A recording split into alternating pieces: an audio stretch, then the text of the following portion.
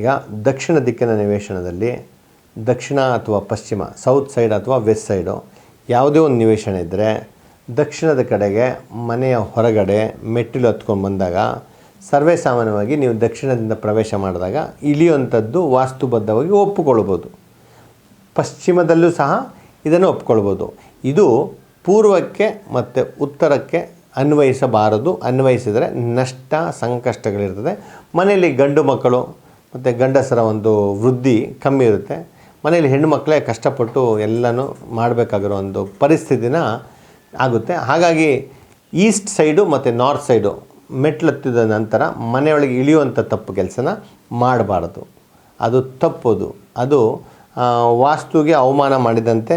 ಮತ್ತು ವಾಸ್ತುಶಾಸ್ತ್ರದಲ್ಲಿ ಮನೆ ಕಟ್ಟುವವರು ಸಹ ಪ್ರಯೋಗ ಮಾಡುವಂಥ ಒಂದು ಷಡ್ಯಂತ್ರ ಆಗುತ್ತೆ. ಹಾಗಾಗಿ ದಕ್ಷಿಣ ದಿಕ್ಕು ಪಶ್ಚಿಮ ದಿಕ್ಕಿನಲ್ಲಿ ಮನೆಯೊಳಗೆ ಇಳಿಯಬಹುದು. ಉತ್ತರ ದಿಕ್ಕು ಮತ್ತು ಪೂರ್ವ ದಿಕ್ಕಿನಲ್ಲಿ ಮನೆಯೊಳಗೆ ಸರಿಸಮವಾಗಿ ಹೋಗಬೇಕು.